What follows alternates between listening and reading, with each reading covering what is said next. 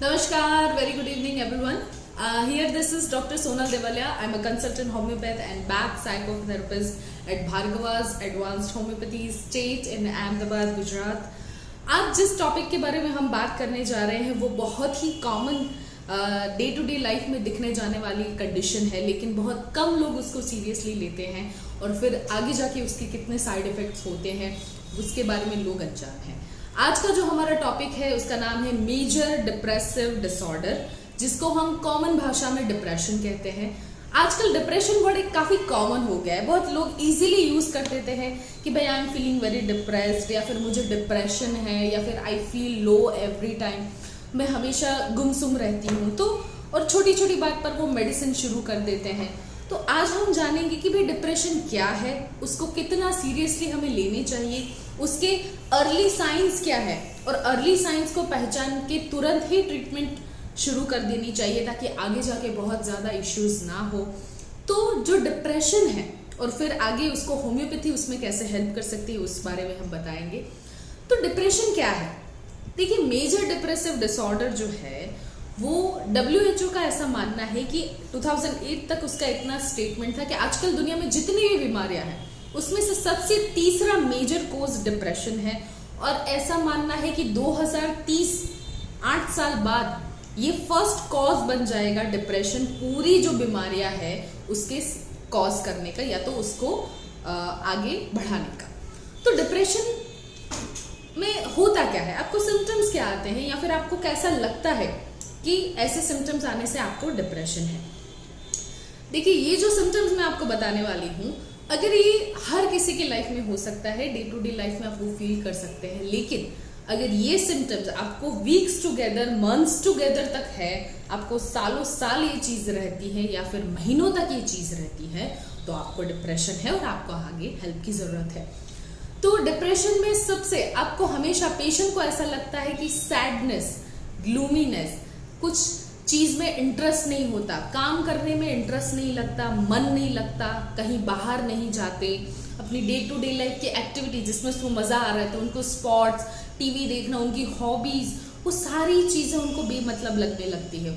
वो किसी से बात नहीं कर पाते, एकदम से खुश मिजाज आदमी सडनली एक इंट्रोवर्ट बन जाता है, एक कोने में पड़ा रहता है, किसी से बात नहीं करता। अगर आप उसको बोलो कि चलो बाहर चलते हैं, तो मेरा मन नहीं है, मेरा दिल नहीं लग रहा है, धीरे धीरे वो इंसान पूरा आइसोलेट हो जाता है, कोई सोशल चीज में नहीं जाता, कोई पार्टीज में नहीं, कोई फंक्शंस में नहीं, कोई शादी में नहीं जाता, फिर अपने परिवार से धीरे धीरे वो आइसोलेट होने लगता है, किसी से बात नहीं करता, अपने बच्चों से नहीं, अपने बीवी से नहीं, अगर फीमेल पेशेंट है तो अपने बच्चों या अपने हस्बैंड से, किसी से भी नहीं, क्योंकि उसका मन नहीं करता है। उसका रीजन क्या है उसको पता नहीं है।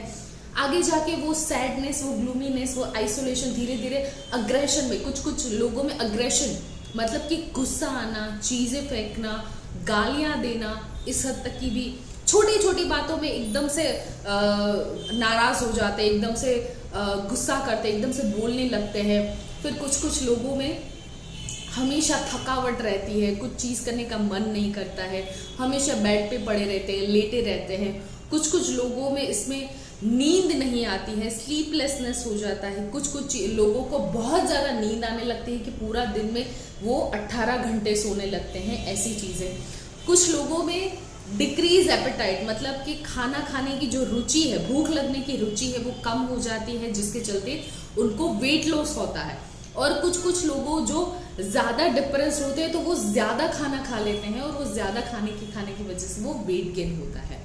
कुछ लोगों में आगे जाके एंजाइटी बढ़ जाती है, रेस्टलेस बढ़ जाती है, एक जगह पे वो बैठ नहीं सकते, बहुत सारे थॉट्स दिमाग में आते हैं, ऐसे इररिलेवेंट थॉट्स आते हैं जिसका कोई काम नहीं है, पूरा थॉट्स की एक सीरीज बन जाती है, वो थॉट्स को रोक नहीं पाते, उसकी वजह से वो बहुत ज़्यादा एंशियस हो जाते हैं, एक जगह से दूसरी जगह से तीसरी जगह कहीं बैठ नहीं पाते हैं, रेस्टलेस हो जाते हैं। तो एंजाइटी भी देखी गई है। अगर ये सारी चीज़ें आगे जाके परसिस्टेंट रहे और अगर उसको सीरियसली ना लिया जाए तो मेजर डिप्रेसिव डिसऑर्डर आगे जाके सुसाइडल थॉट्स में बदल जाता है। लोगों को उसको लगता है कि मेरी जो जिंदगी है वो वर्थलेस है, उसका कोई काम नहीं है, मेरा कोई काम नहीं है, मैं अपनी फैमिली के लिए कुछ काम नहीं आया, कुछ कर नहीं सका, सेल्फ गिल्ट इतना ज़्यादा होता है, सेल्फ ब्लेमिंग इतना ज़्यादा होता है। पास्ट में जो उन लोगों ने जो कुछ भी काम किया है वो अभी वो लोग याद करते हैं कि भाई मैंने ये किया, ये सही नहीं किया, इसकी वजह से मुझे सज़ा मिल रही है, मेरी ही गलती है, मैंने ऐसा क्यों किया, मेरा कोई काम नहीं है, मेरे जीने का कोई मतलब नहीं है। फिर धीरे धीरे सुसाइडल थॉट्स, पैटर्न्स वो चली जाती हैं। कुछ लोग सुसाइड अटेम्प्ट्स भी करते हैं। तो ये है मेजर डिप्रेसिव डिसऑर्डर।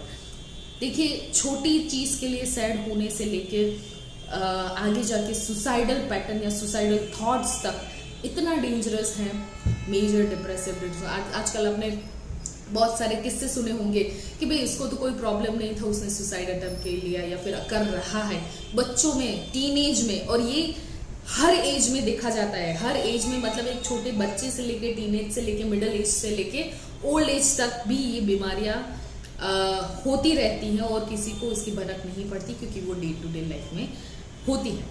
अभी मेजर ये सारे सिम्टम्स जो मैंने बताए ये काफ़ी कॉमन है। तो जब ये सिम्टम्स आपको ईयर्स टुगेदर मतलब बहुत सारे साल तक अगर ये सेम चीज़ लेती है, लो फीलिंग, लो मूड, ग्लूमीनेस, एंजाइटी, तो आपको डिप्रेशन हो सकता है। आपको आगे जाके उसकी जांच करनी। अभी उसके कारण क्या है, डिप्रेशन होता क्यों है? उसके कारण में ये कहा जाता है कि बहुत सारी चीज़ें हैं, पर स्पेसिफिक इसी चीज़ की वजह से आपको डिप्रेशन है वो कहना मुश्किल है। सबसे अपने ब्रेन के न्यूरोट्रांसमीटर्स, हमारे सीरोटोनिन, डोपामाइन, नोरेपिनेफ्रिन जैसे जो न्यूरोट्रांसमीटर्स हैं, उसकी जो बढ़ोतरी या घटोतरी की वजह से उसमें जो इम्बैलेंस आता है उसकी वजह से आपको डिप्रेशन हो सकता है।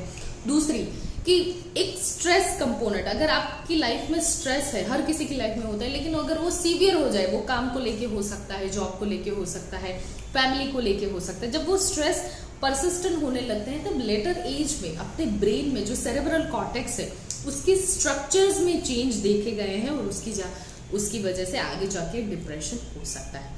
दूसरे हमारे हार्मोन्स, स्पेसिफिकली फीमेल्स में यूजुअली प्यूबर्टी के टाइम या हमारे ये जो मेंसेस है उसके आजू बाजू, या प्रेगनेंसी के टाइम, या फिर पोस्टपार्टम जो डिप्रेशन, या फिर आफ्टर चाइल्ड बर्थ, या ड्यूरिंग ब्रेस्ट फीडिंग, या स्पेसिफिकली मेनोपॉज के टाइम जो हमारे हॉर्मोन्स रहते हैं वो इतने ज़्यादा अप्स एंड डाउन्स रहते हैं, उसकी वजह से आपको डिप्रेशन हो सकता है। कोई चीज़ में जेनेटिक्स कि अगर आपकी फैमिली में ये ट्रेट रहता है डिप्रेशन का या कुछ, तो वो आपको आने की चांसेस है। या फिर पास्ट लाइफ में कोई ट्रॉमेटाइजिंग इवेंट हुआ है, जैसे हम PTSD बोल सकते हैं, वो ट्रॉमेटाइजिंग इवेंट्स की वजह से धीरे धीरे इंसान वैसे पर्सनैलिटी ट्रेट में चला जाता है। तो ऐसे बहुत सारे रीजन है जिसकी वजह से डिप्रेशन हो सकता है। अभी बात, क्या होम्योपैथी में ऐसी मेडिसिन है जो हम डिप्रेशन को कम्बाट कर सकते हैं? जी हाँ, होम्योपैथी में बिल्कुल बहुत अच्छी मेडिसिन हैं और वो मेडिसिन एकदम नेचुरल है, उससे कोई साइड इफेक्ट नहीं है, वो इजीली एंड फास्ट एक्टिव है, इजीली अवेलेबल है। और मैं जो कुछ मेडिसिन में आपको सजेस्ट करना चाहूँगी कि ऐसी मेडिसिन है जो होम्योपैथी में डिप्रेशन की वजह से है। लेकिन डिप्रेशन एक बहुत ही बड़ा सब्जेक्ट है। कोई भी मेडिकेशन, कोई भी होम्योपैथिक मेडिकेशन बिना किसी होम्योपैथ की सलाह के बिना आपको डिप्रेशन के लिए कोई मेडिसिन नहीं लेनी है। जो मैं बताने जा रही हूँ वो सिर्फ और सिर्फ आपकी जानकारी के लिए है। तो सबसे अच्छी मेडिसिन, जब कोई एक्यूट डिप्रेशन होता है, जब जैसे कि अभी रिसेंट सब कुछ ठीक चल रहा है और अचानक पेशेंट डिप्रेशन में चला गया है, कोई न्यूज़ सुनी है या कोई इवेंट हुआ है या फिर कोई हादसा हुआ है, उससे इंसान एकदम से सहम जाता है, अकेले कोने में रहता है, या तो रोने लगता है या तो हंसने लगता है बिना किसी रीज़न के, एकदम से बाउट्स आते हैं, एकदम मूड स्विंग्स होते हैं बहुत ज़्यादा, किसी से बात नहीं करता, आइसोलेट हो जाता है, तो उसके लिए सबसे अच्छी मेडिसिन है इग्नेशिया अमारा। इग्नेशिया अमारा एक पॉलीक्रेस्ट मेडिसिन है और अगर एक्यूट डिप्रेशन के लिए हम उसको यूज़ करते हैं, लेकिन वो अपने आप में ही एक बड़ी मेडिसिन है, उसके और रीज़न हो सकते हैं। जब ये एक्यूट डिप्रेशन धीरे धीरे क्रॉनिक डिप्रेशन में बढ़ जाए, इंसान पूरा इंट्रोवर्ट हो जाए, किसी से बात नहीं करता है, पास्ट लाइफ में जीता है, पास्ट के इवेंट्स को याद कर करके सैड होता रहता है या फिर अपने आप को आइसोलेट करता रहता है, तो उसके लिए वो उसको आगे जाके उसको ब्लड प्रेशर, डायबिटीज़ जैसे बीमारियां होने लगती है, तो उसके लिए बहुत अच्छी मेडिसिन है नाइट्रम म्यूरियाटिकम।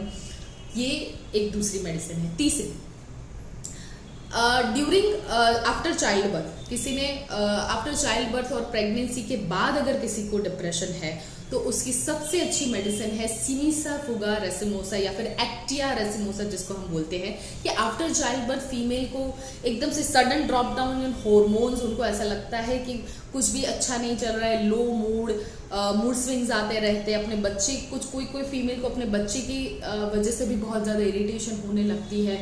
तो अगर ऐसी प्रॉब्लम्स, स्पेशली सुबह अगर मॉर्निंग में बहुत ज़्यादा मूड स्विंग्स रहते हैं तो उसकी अच्छी मेडिसिन है एक्टिया रेसिमोसा। और अगर आगे जाके लोग या फिर पेशेंट में इतने हद तक का डिप्रेशन है कि उसको सुसाइडल थॉट्स आने लगे हैं, उसको ऐसा लगने लगा है कि मैं वर्थलेस हूँ, मेरी अब इस दुनिया में कोई ज़रूरत नहीं है, और वो सुसाइडल अटेम्प्ट्स के आगे जाता है, तो उसकी सबसे अच्छी मेडिसिन है ऑरम मेटालिकम। वैसे बहुत सारी मेडिसिन है, जैसे लेकेसिस है। लेकेसिस का डिप्रेशन ऐसा होता है कि वो इंसान बहुत ज़्यादा बातूनी नहीं होता है, बहुत ज़्यादा सस्पिशियस नेचर का हो जाता है, उसको ऐसा लगता है कि कोई मुझे अगर खाना दे रहा है तो उसमें जहर है, कोई मेरी अगेंस्ट प्लानिंग प्लॉटिंग करता है। तो ऐसे बहुत सारे डिल्यूजनल जो चीज़ें जो डिप्रेशन में देखी जाती है वो लेकेसिस में देखी जाती है। नेट्रम सल्फ, जैसे ऑरम मेटालिकम की वजह से नेट्रम, सेम ऐसे ही नेट्रम सल्फ में भी सुसाइडल थॉट्स या सुसाइडल टेंडेंसी आफ्टर डिप्रेशन जो इतने एक्सटेंट तक हो जाती है, उसके लिए नेट्रम सल्फ एक मेडिसिन है। मेनोपोज जो फीमेल्स में आपने बहुत सारे, जैसे एज ऑफ 40-45 फीमेल, धीरे धीरे उनको लगने लगता है कि कोई मेरा ध्यान नहीं दे रहा है, मेरी कोई अहमियत नहीं है, कोई मुझे पूछ नहीं रहा है, और सडनली रोने का मन करता है, हॉट फ्लशेस आ रहे हैं, एकदम से सैड ग्लूमी कोने में बैठते हैं, अपने बच्चों से इंडिफरेंस हो जाता है, अपनी फैमिली से इंडिफरेंस हो जाता है कि मुझे किसी की कोई परवाह नहीं है। अगर मेनोपोजल डिप्रेशन है तो उसकी सबसे अच्छी मेडिसिन है सेपिया सकस।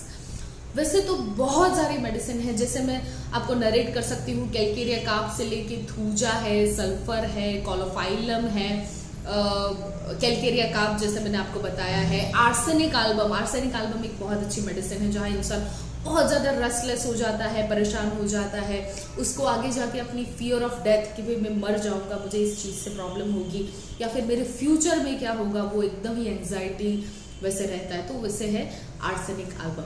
सो ऐसी होम्योपैथी में मोर देन 35 to 40 मेडिसिन है जो स्पेसिफिकली हम डिप्रेशन के लिए यूज़ कर सकते हैं। हमारे पास बहुत अच्छे मदर टिंचर्स भी हैं जो आपको हेल्प कर सकते हैं।